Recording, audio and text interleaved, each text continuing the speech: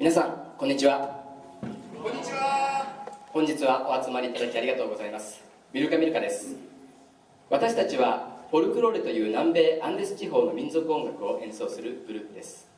静岡県東部に住むフォルクローレ好きのメンバーが集まり、長泉コミュニティセンターで練習したり休日に演奏活動をしているところを、今回長泉町障害学習課さんよりこのような機会をいただきました。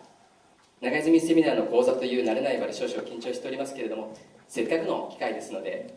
今日は演奏だけでなくさまざまな背景などにも触れながら、私たちの大好きなフォルクローレについて紹介していきたいと思います。とはいえ、何分フォルクローレが好きなだけで集まっているアマチュアグループですので、演奏のミスなどは笑ってご容赦いただければ幸いです。どうぞ最後までお付き合いください。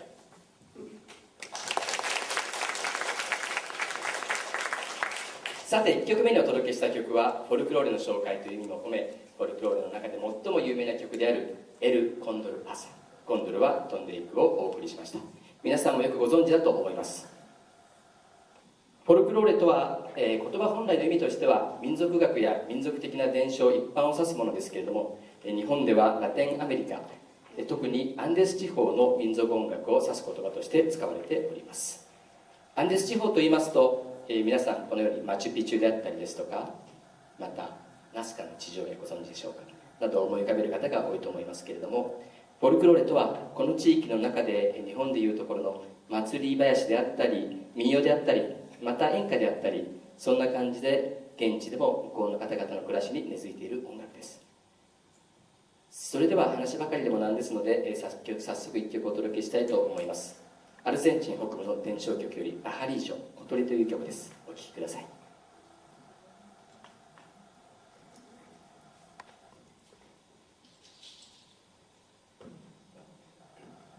セバーブリーブリータ。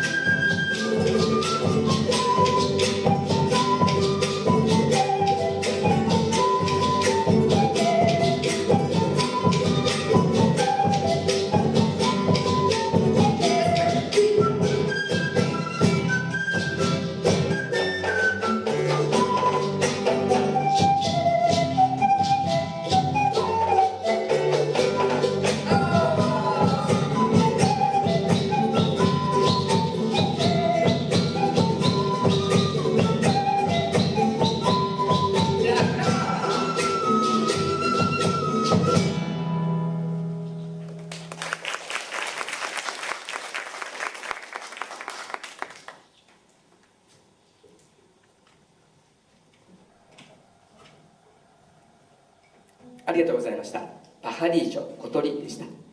さて、第1部ではフォルクローレという音楽がアンデス地方の民族音楽として成立していった過程について曲とともにご紹介をしていきたいと思います。まずはこのスライドをご覧ください。ペルーのクスコで行われる南米の三大祭りの一つと言われるインティライミの風景です。この祭りは太陽の祭りとも言われ、インカ帝国時代の祭りを再現したものです。このように日本の反対側にある南アメリカのアンデス山脈一帯には古代からいくつかの国や文明が栄え、また滅びていきましたが、今から700年ほど前に現在のペルーやボリビアを中心に広大な領土と高い文明を持つインカ帝国が起こりました。アメリカ大陸には当時他にも中米のマヤ文明、アステカ文明などがあり、西洋文明とは異なる独特で高度な文明を築いていました。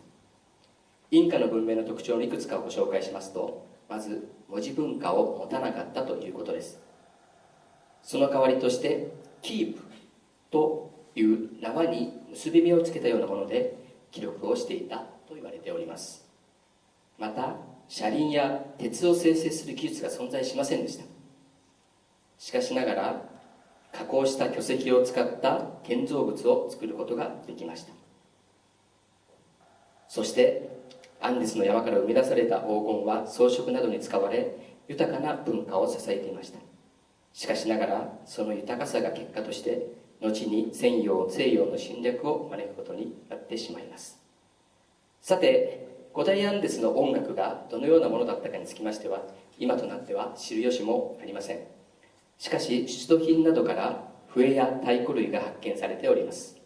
また弦楽器はなかったと言われています。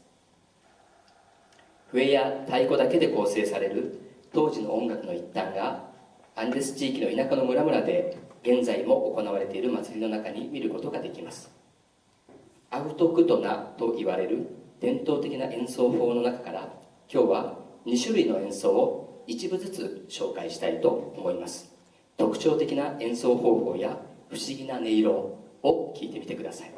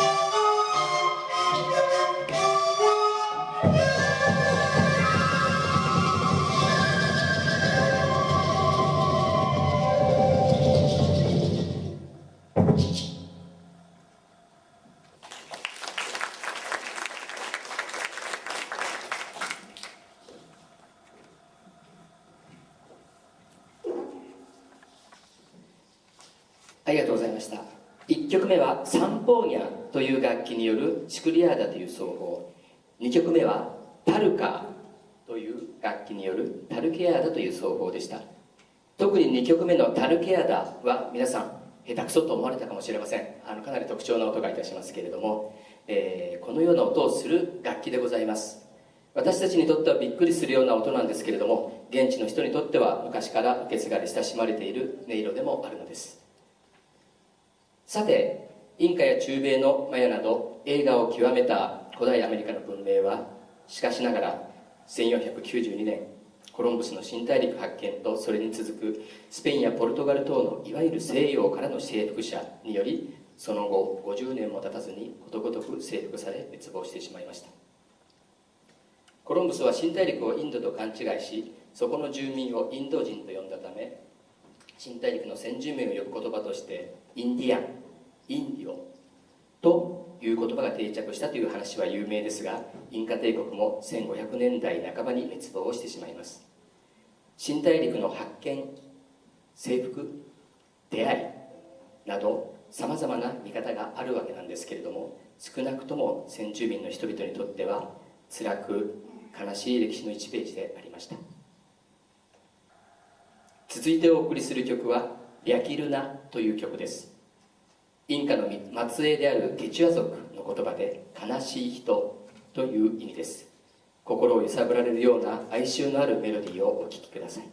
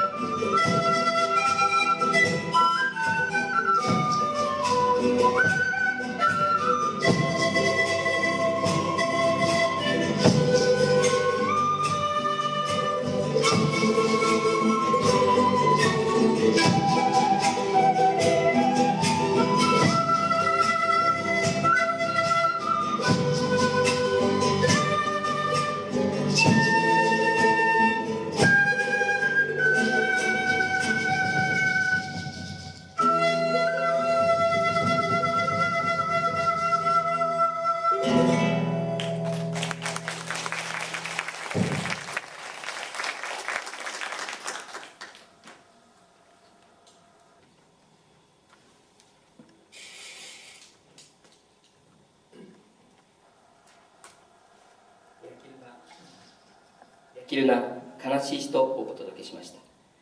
さて、先ほど紹介いたしました南アメリカの三大祭りに戻りたいと思います。一つはインカの祭りインティライミですが、もう一つはというと皆さんご存知のブラジルリオデジャネイロで開かれるリオのカーニバルです。そして最後の一つがボリビアのオルーロという町で行われるオルーロのカーニバルというお祭りです。このお祭り、先住民の文化やスペイン植民地時代の記憶に基づくボリビア国内の伝統的な踊りを多く見ることができることで、世界の無形民族遺産にも登録されておりますけれども、一方で悪魔、スペイン語でディアブロが主役になっているお祭りとしても有名です。なんで悪魔がお祭りの主役なのと思う方もいらっしゃるかもしれません。その起源についてちょっとお話をしたいと思います。コロンブスの新大陸発見後、西洋人は先を競って新大陸に進出しましたが、この目的は2つありました。まず1つ目は土地や金銀などを手に入れて個人としてまた国として豊かになることでした。このような中でボリビアのポトシ銀山をはじめ当時の西洋の経済を左右する産出量を誇る鉱山が発見され、スペインの植民地となったアンデスの人々は奴隷として金を掘るために酷使されました。一説にはこのために800万人が犠牲になったと言われ、ポトシ銀山は人を食う山として恐れられたのです。また西洋人にはキリスト教を広めるというもう一つの目的もありました。キリスト教はアンデスの土着の信仰とある時は対立し、またある時は融合しながら民衆の間に広まっていくわけですが、このキリスト教では神は天上に、天の上ですね、天上に、悪魔は地下にいるとされていることから、鉱山の中で過酷な労働を強いられていた先住民たちの間で、自分たちと同じ地下にいると言われている悪魔を守り神とする信仰が芽生えました。そしてオルーロのカーニバルでのディアブロのように、その信仰は現在までも受け継がれているということです。ということで曲に行きたいと思いますが、続いてお送りする曲はただいまご紹介いたしましたオルーロのカーニバルで演奏されるモレナーダというリズムの曲で、マリポーサ、蝶々という曲です。この曲、小学校の音楽の教科書にも載っていたため聞いたことのある人もいるかと思います。途中で手拍子、足拍子が入るので、皆さんもぜひご一緒にやってみてください。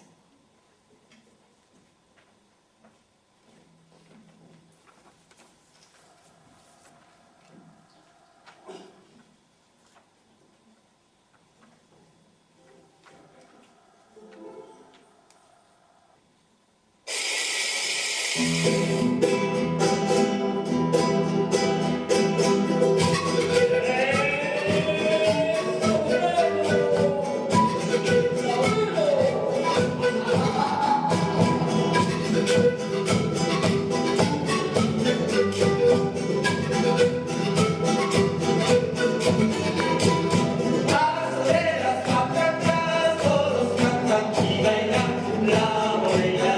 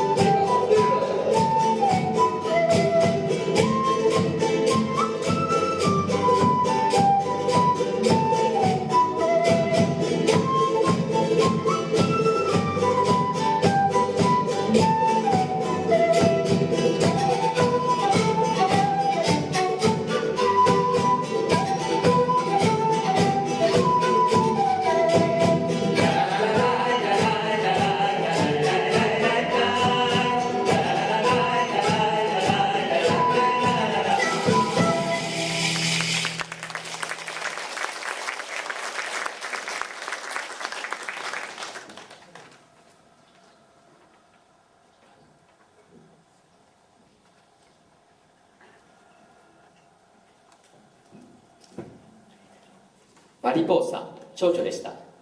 なおですね、今の曲の中で登場した特徴的な楽器マトラカを見せていただければと。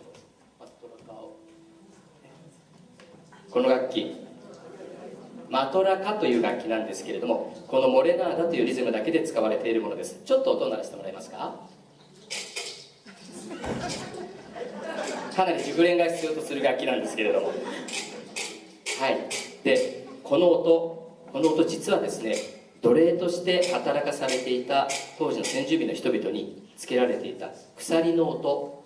これがそのルーツになっているということです。こういうところにもですね、歴史に基づいたフォルクロールの民族楽器の特徴というのが見て取ることができると思います。ありがとうございました。さて、フォルクローレ、ラテンアメリカの歴史を語る上でもう一つ忘れてはならないのはこちら、アフリカから連れてこられた黒人の人々です。黒人の人々というと北米やブラジルなどに奴隷として連れてこられたというイメージがありますが、このアンデス地方でも先住民の人々が金山を掘るために働かされ、激減した代わりに奴隷として連れてこられ、過酷な労働を強いられました。歴史としては埋もれてしまいがちな話なんですけれども、一方で彼らの伝えたリズムや楽器など、これらは土着の民族音楽であるフォルクローレとも融合し、フォルクローレという音楽をさらに奥深いものにしております。次にお送りする曲は黒人の人々が伝えたリズムによる一曲です。サヤカポロアレスというこのリズム、現代ではおしゃれな振り付けの踊りとともにボリビアで大変に人気のあるリズムにもなっています。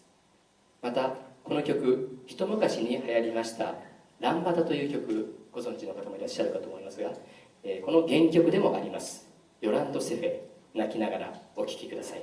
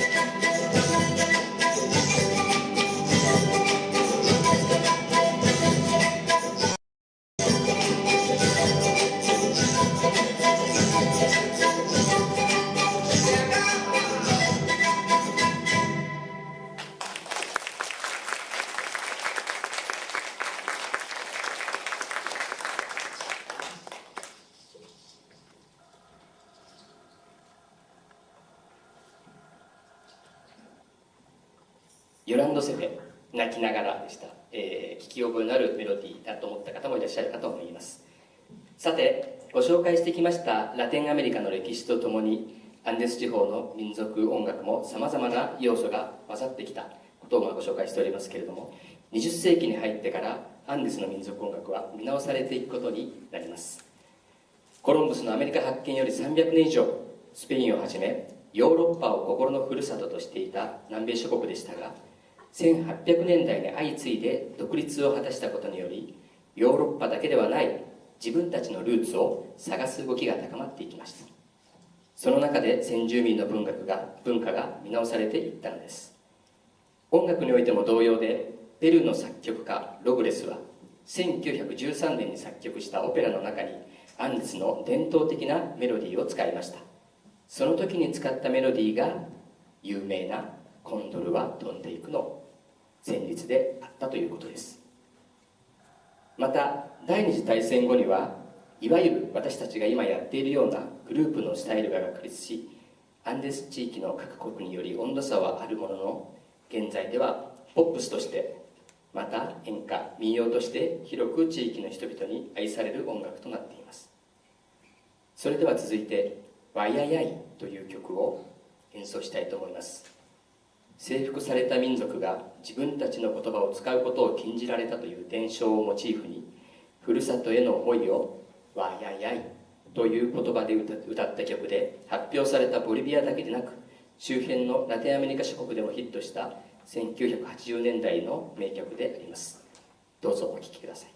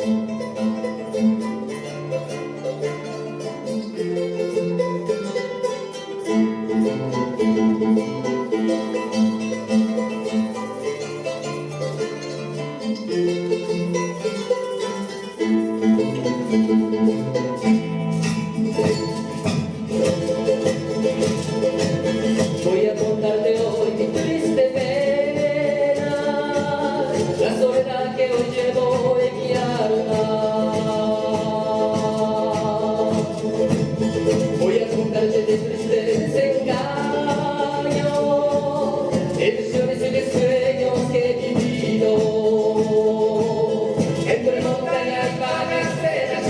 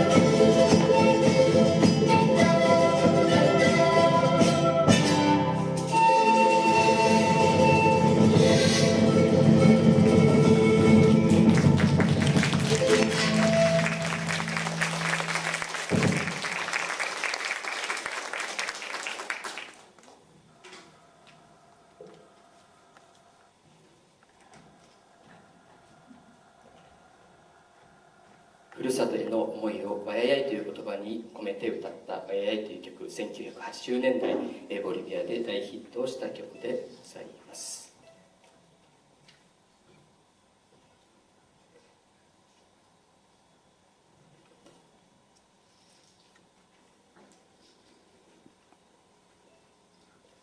ちょっと待ってください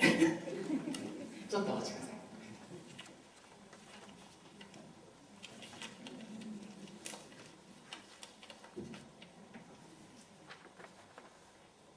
お待たせいたしました。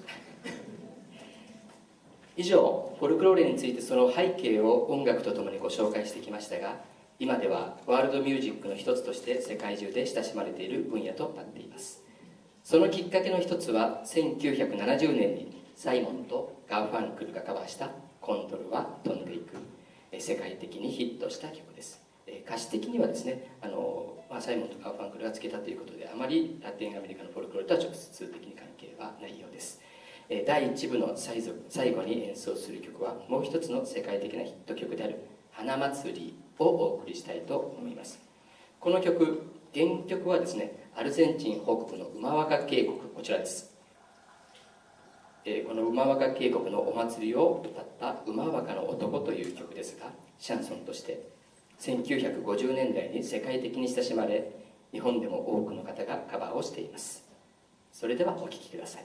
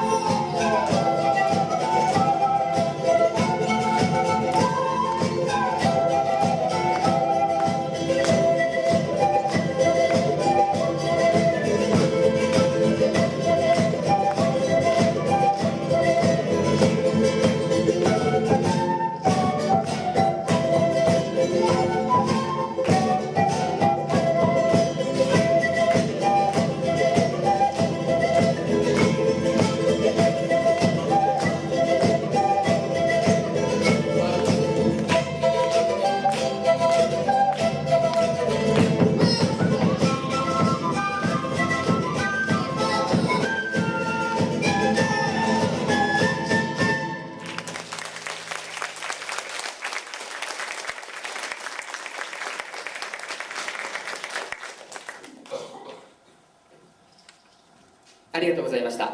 第1部はフォルクローレの多様性についてラテンアメリカの歴史と合わせながらご紹介させていただきました。いかがだったでしょうか。以上でありがとうございます。以上で第1部を終了したいと思います。これより休憩を挟んで第2部に行きたいと思いますけど、第2部もお楽しみください。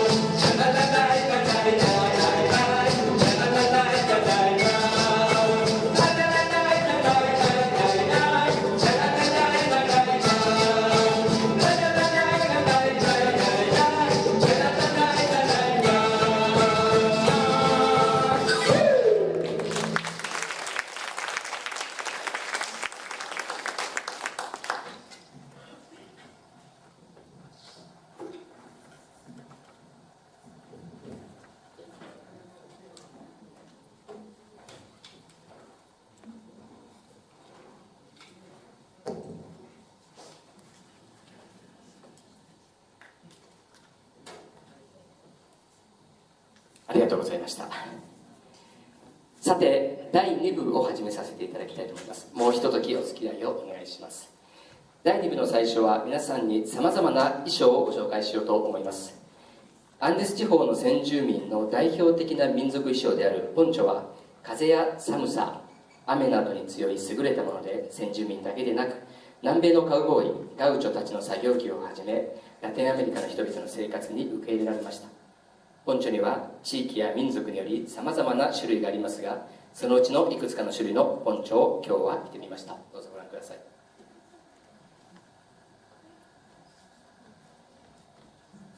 またもう一つの色鮮やかな民族衣装、真ん中の女性ですね、あと私その隣の男性が着ておりますけれども、色鮮やかな民族衣装はボリビアのポトシ地方に伝わるもので、現地のお祭りなどで実際に着用されているものなんですけれども、この地域のお祭りの中でティンクというお祭りが、ちょうど後ろの絵でも同じような服を着ている方が踊っていますけれども、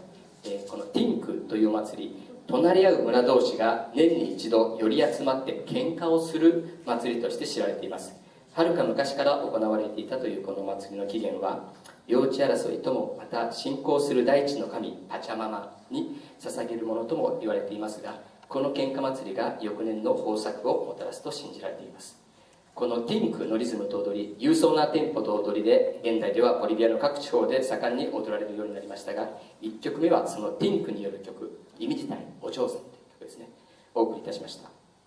さて、ただいま紹介したティンクだけではなく、日本の民謡や祭り林に地域ごとのさまざまな表紙があるように、フォルクローレにも南米の地域ごとに多様なリズムがあります。富士山よりも高い4000メートルを超える荒涼としたアンデス高原の地域のリズムから、アマゾン川に近い低地の地域のリズムまで、その種類も様々です。続いてお送り出しますボリビアの曲は、こちらアマゾン川に近い低地のリズムのネグリータという恋の曲です。少し速いテンポでトロピカルな雰囲気がする曲です。お楽しみください。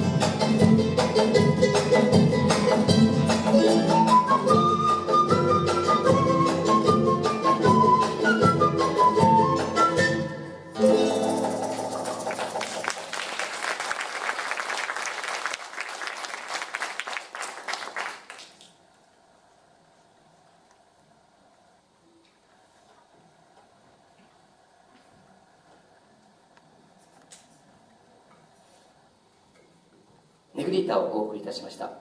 それではこれよりフォルクローレの演奏で使われているさまざまな楽器、珍しい楽器がございますが、せっかくですのでメンバーに紹介をしてもらいながら、その楽器が主役になる曲をお届けしたいと思います。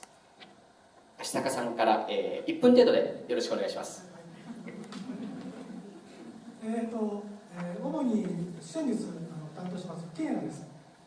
最低音、普通使われるケーナの最低音が、5センチの下から2番目のソですね。これが最低音で、そこからソラシドリミファソラシドリミファソラシドレミファグレまでかなりピアノの鍵盤でいくとかなり高音の方の楽器です。音の出る原理はこういったリコーダーとか日本の尺八ですね。それと同じ原理であるリードのないエアリードと分類される楽器です。大きさは普通のケーナというのからこういう大きい低音のケーナからこういう短い、これはケニージャと言います。ケニージャ、ケーナ、ケナーチョと言います。日本語で言うとこれがケーナで、これが短いなで、これが長いな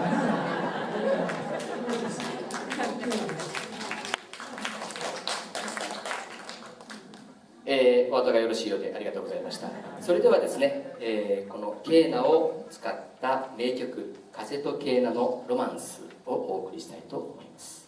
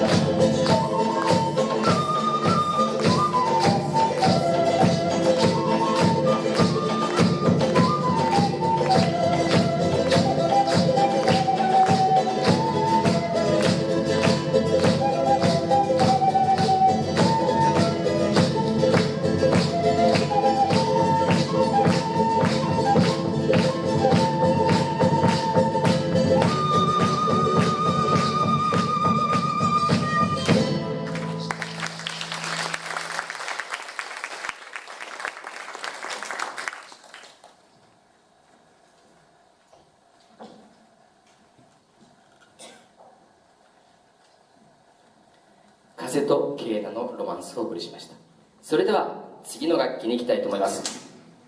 よろしいですか。のんさん、よろしくお願いします。はい、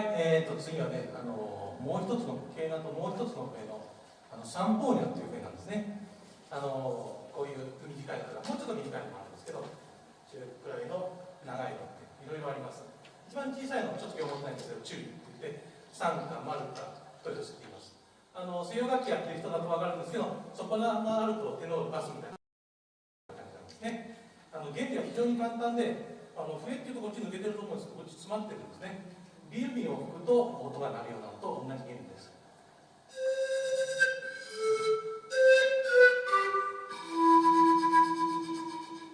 こんなちょっと風みたいな音がして、でこういうの、この笛をレイントスとも言うんですね。笛のことを風っていうんです。風のような非常にいい音がする楽器です。はい。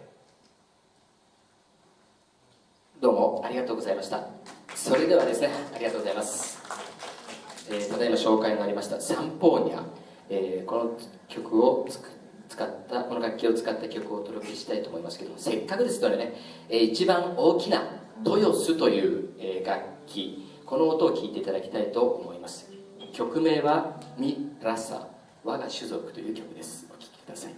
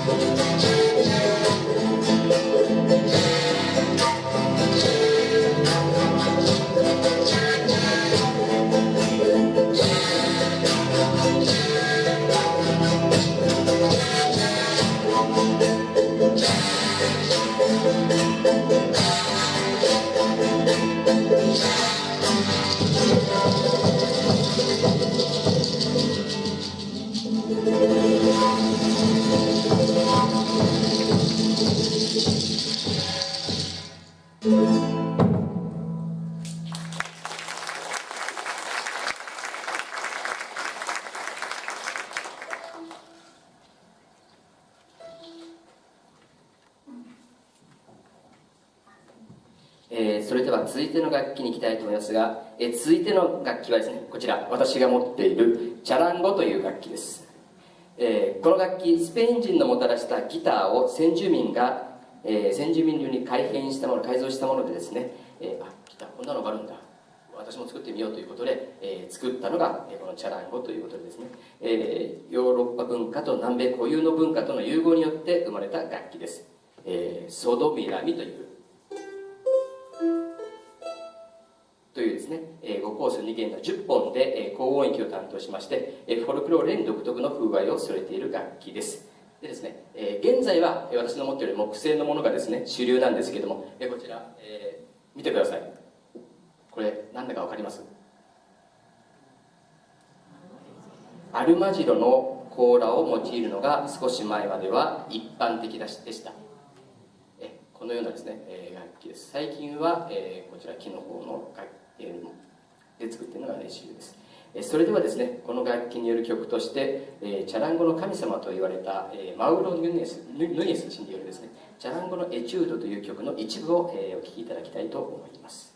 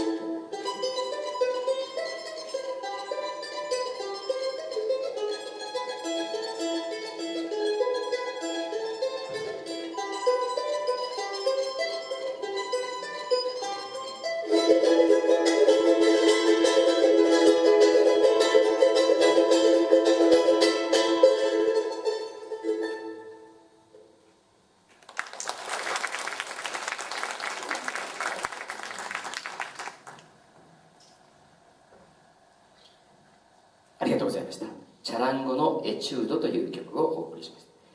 す。それでは続きの楽器に行きたいと思いますが、いらっしゃいませんか？大丈夫ですか？ストラトさん、よろしくお願いします。はい、私ストラトですね。ギターを持って出てますけれど、この乱れない楽器がたくさんある中でですね、おそらく、唯一これはわかるっていう楽器がこのギターですね。今フォルクローレで使ってるこのギターはナイロン弦を張ったギター、123弦がナイロン弦で、4、5、6が金属を巻いた弦です。これ以外に、これはクラシックギターですけど、フォークギターって言いまして、これが一番おそらく皆さんがね、よくご存知だと思うんですけれど、弾き語りとかなんか使ったり、あとはエレキギター、ロック系なんかですね。普段は僕もロックなんかやってまして、普段エレキギターも弾いてますけれど、嘘ですけれど、音色は皆さんね、ご存知かと思うんですけど、今のチャランゴのすごいかっこいい早弾きのようにですね、私できませんので、こんな感じの音です。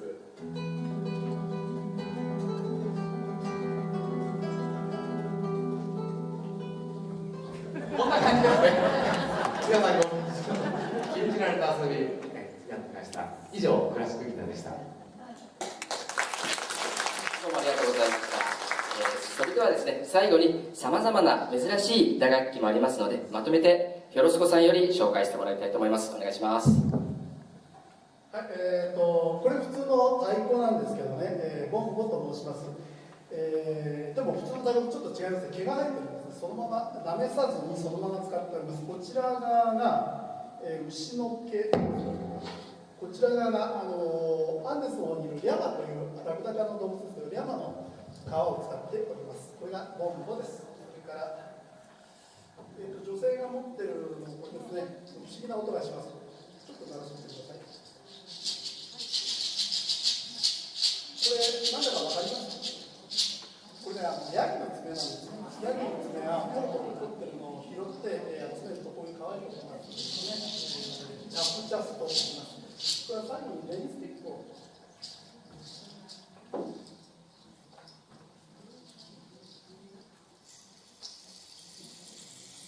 雨が降ってるような音がします。これは実はですね、中が黄色になっているサボテンからサボテンの木にですね、サボテンの針を刺すんです。これいっぱい刺さってるんです。その中に、小石を入れて、それサラサラサラが音がするという、これレインスティックと言います。こういうようなものを使います。以上です。どうもありがとうございました。それではですね、各楽器を各メンバーに紹介していただきましたけども、せっかくなので、今日、演奏している他のメンバーも紹介をしたいと思います。まずはですね、右手の方ですが、足高さんの隣、今日散歩には主に担当して、くれています、三川さんです。どうぞ紹介します。続きましてですね、赤い、素敵な衣装を着ていらっしゃいます、ボンボやボーカルを担当してくれています、ゴッティさんです。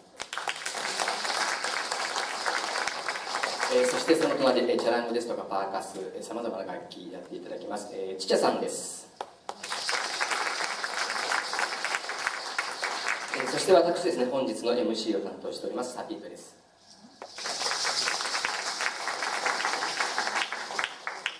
それではですね、ただいまケーナから打楽器まで紹介してきましたが、ここでですね、こんな感じでちょっとコーヒータイムって感じでしょうかね。全ての楽器が活躍する一曲をメンバー全員でお届けしたいと思います。で聴いて何の曲かなってピンときた方は、かなり感動する方かなと思いますけれども、この曲皆さんの中にもご存知の方多いと思いますけれども、もともとの意味はコーヒー豆をひきながらという意味です。世界に広まっていく中で日本ではアラブの偉いお坊さんの歌詞で親しまれていますね。コーヒールンバですね。お聴きください。「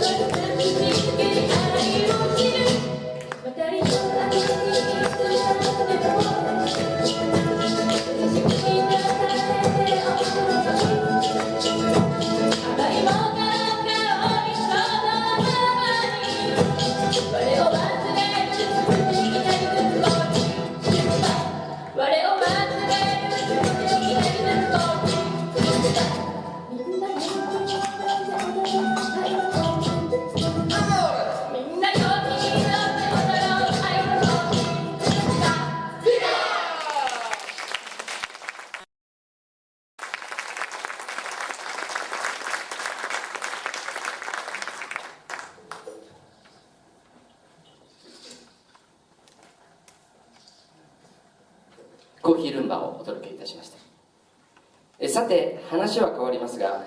トマト、ピーマン、じゃがいも、トウモロコシ、唐辛子、これらに共通することは何でしょうか。答えはラテンアメリカが原産地だということです。今の私たちの生活でよく見かけるこれらの野菜は、コロンブスの新大陸発見後にヨーロッパにもたらされ、世界中に広がるとともに改良され、現在私たちが口にするそれぞれの野菜となっているんですね。トマトがない時代、イタリアの人たちはどうやってパスタを食べたのでしょうか。なんて想像を広げるのも楽しいことです。これらの野菜以外にもラテンアメリカには日本に馴染みのない食べ物がたくさんあります。例えばこれ、紫色のトウモロコシです。現地では煮出してジュースにしたりと使っています。チチャモラと言いますね。そしてこちら、乾燥じゃがいもの中魚というものです。じゃがいもを乾燥させたものですね。アンデスの地域の、気温の高低差を利用して夜のうちに凍らして昼のうちに溶けた、じゃがいもの水分を抜くという作業を繰り返して、乾燥させたじゃがいも中魚です。アンデスの気候を利用して作られるこの中魚は先住民の貴重な保存食として、また現在でもスープなどの具としてアンデス地方の人々の暮らしにはなくてはならない食材です。続いてお送りする曲は、この中魚にちなんだ中魚の花咲く頃という曲です。歌詞では去っていった愛する人への思いを伝えながら、中魚の花が咲く頃に一緒になろうと歌っております。干されて固まったじゃがいもなので決して花が咲くことはありません。切ないやるせない気持ちを歌った恋の歌です。お聴きください。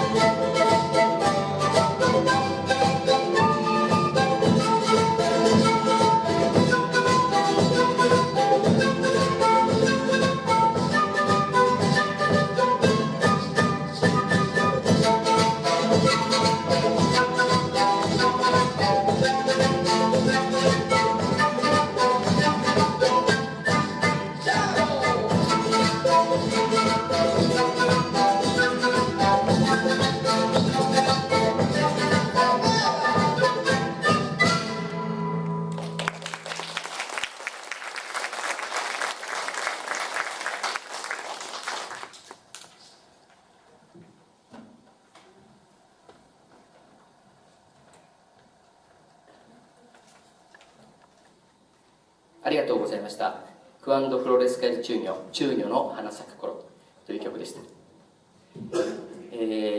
いよいよ最後の曲となりました。私たちはそれぞれが仕事を持っている身ではありますけれども、フォルクローレを通じて出会い、週1回の練習や週末の演奏、そして反省会と称する一杯会など、自分たちの大好きな音楽を満喫しております。またこの音楽を通じて今ラテンアメリカから来て日本で働いている多くのアミーゴたちとも出会うことができました。この写真はですね、三島市の広小路駅の近くにピカパウというラテンアメリカの料理店がありますけれども、安くて美味しいラテンアメリカの料理を楽しめます。私たちがよく集まり一杯反省会をしているところのお店ですので、興味のある方はぜひ足を運んでみてください。美味しいラテンアメリカの料理が食べることができます。改めまして本日はこのような場にお招きいただき、また私たちの演奏に最後までお付き合いいただきありがとうございました。おかげさまで私たちもとても楽しいひとときを過ごすことができました。今日の私たちの演奏を聴いていただいて、皆さんも少しでも楽しんでいただけたら、またフォルクローレに関心を持っていただけたら、メンバー一同こんなに嬉しいことはありません。最後にお届けする曲はエンクエントロス、出会いという曲です。皆さんと過ごすことのできたひととき、またフォルクローレを介した多くの出会いに感謝しながら演奏したいと思います。お聴きください。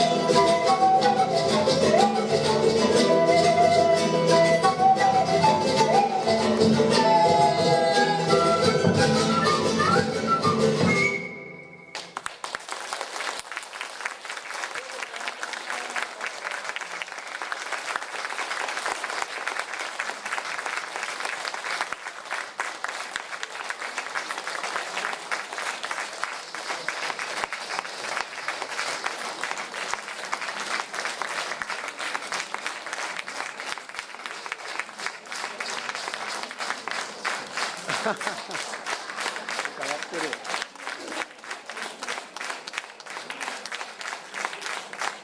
りがとうございました。拍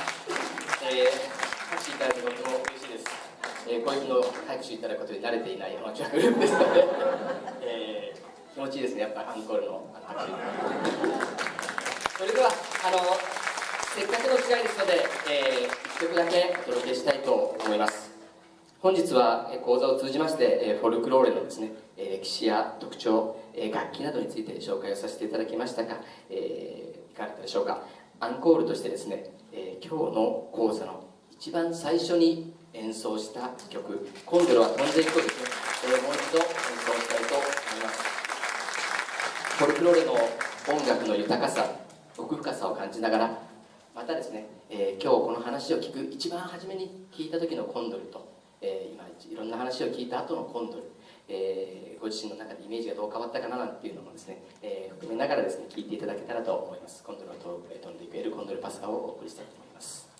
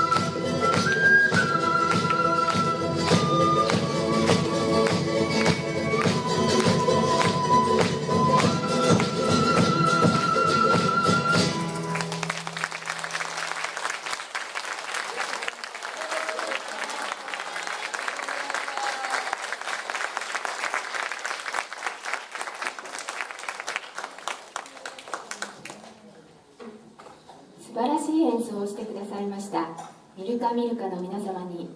もう一度大きな拍手をお願いいたします。